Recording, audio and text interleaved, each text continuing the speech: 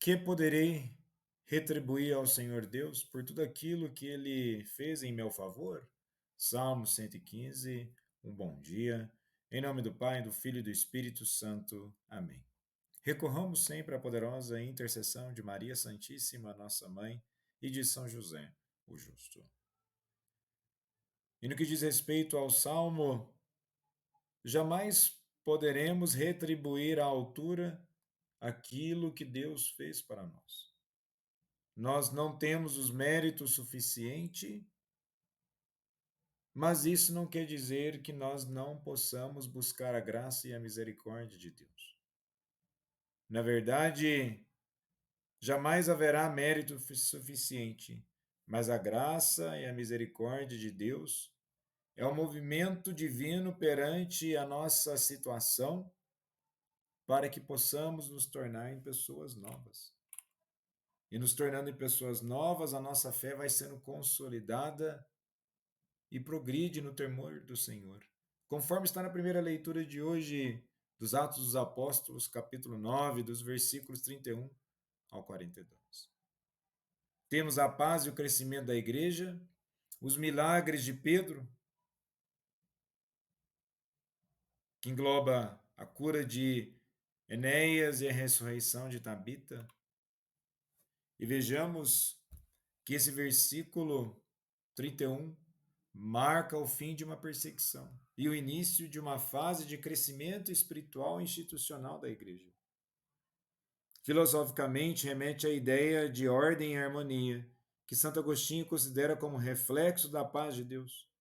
A paz é a tranquilidade da ordem. A verdadeira paz da igreja nasce não da ausência de conflitos externos, mas da união dos corações no temor de Deus e no amor mútuo. E quando nos versículos 32 ao 35, Pedro diz: Enéas, Jesus Cristo te cura, levanta-te e arruma a tua cama, a cura não vem de Pedro, mas de Jesus Cristo, o apóstolo e instrumento da graça. Nós somos instrumento da graça, mas para tanto precisamos nos alinhar verdadeiramente à vontade de Deus. A causa principal dos milagres é sempre Deus, mas ele age por meio dos ministros para a edificação da fé. E depois dos versículos 36 ao 42, temos a ressurreição de Tabita. É descrita como uma mulher cheia de boas obras e esmolas. Sua morte causa comoção, especialmente entre as viúvas. E ao dizer Talita cumi, mostra exatamente o poder de Cristo sobre a morte. A figura de Tabita mostra como o serviço silencioso, o cuidado dos pobres e a vida de oração transformam vidas e comunidades. E os milagres não são simples interrupções da natureza, mas sinais do amor de Deus que irrompe no mundo e aponta para algo maior, a ressurreição. São Justino Marte afirma que os milagres dos apóstolos são a continuação da obra de Cristo e prova de que o Logos atua na história. Para ele, a fé cristã é racional, porque se funda em sinais visíveis e históricos. E para Edith Stein, os sinais de Deus não apenas revelam seu poder, mas convidam o ser humano a se abrir à graça. Os gestos concretos de cura, cuidado, ressurreição é um chamado à responsabilidade e ao amor.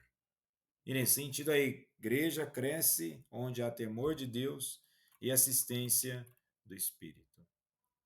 E no Evangelho de hoje, em João capítulo 6, dos versículos 60 ao 69, após o discurso sobre comer a carne e beber o sangue do Filho do Homem, muitos discípulos se escandalizam. A crise não é moral, mas teológica. É difícil aceitar o Messias que se oferece como alimento espiritual real. E este texto mostra que a fé cristã não é fruto de cálculos humanos, mas uma entrega à palavra do Senhor, mesmo quando ela nos ultrapassa. Jesus respeita a liberdade dos discípulos, não recua diante do escândalo, mas pergunta: Vós também quereis ir embora? O seguimento de Cristo exige liberdade interior e adesão pessoal, não é algo imposto. E conforme disse São Tomás de Aquino, a fé é ato do intelecto, movido pela vontade sob a influência da graça. E com isso, podemos entender, conforme disse São Boaventura, a palavra de Jesus é espírito e vida, porque conduz ao mais profundo do ser humano. A filosofia cristã vê aqui o momento em que o Logos divino confronta a razão humana limitada. A razão pode tropeçar diante do mistério, mas o coração fiel compreende pela iluminação do Espírito. E nesse sentido, temos uma dimensão de crescimento, e essa dimensão de crescimento nos traz algo acerca do mistério. A fé autêntica se decide quando o mistério se impõe com força. Quando Jesus convida, quereis também ir embora, ele não força, mas espera uma resposta livre. A fidelidade nasce do reconhecimento de que só ele tem palavras que nos levam à vida verdadeira. Seguir Jesus não é apenas algo que deve nos deixar felizes, deve ser algo que deve nos trazer verdadeira mudança. E tal mudança é uma proposta de vida, não apenas um evento, não apenas um momento, uma sensação, uma emoção. É o compromisso daquilo que somos. A vida é o que temos e tal vida deve ser entregue.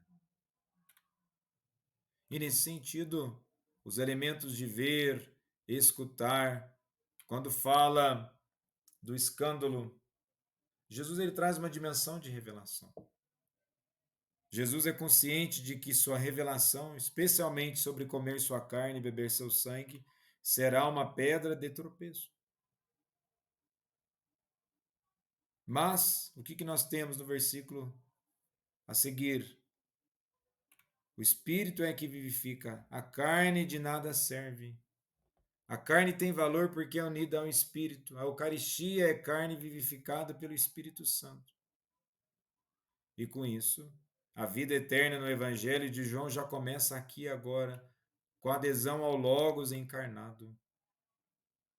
O símbolo do mistério divino ultrapassa a lógica humana, mas a dimensão do símbolo é para nos unir a outra realidade e para que possamos verdadeiramente, então, aprofundarmos a nossa fé e, pela graça de Deus, nos transformarmos em pessoas novas. Jesus, manso e humilde de coração, fazei em nosso coração semelhante ao vosso.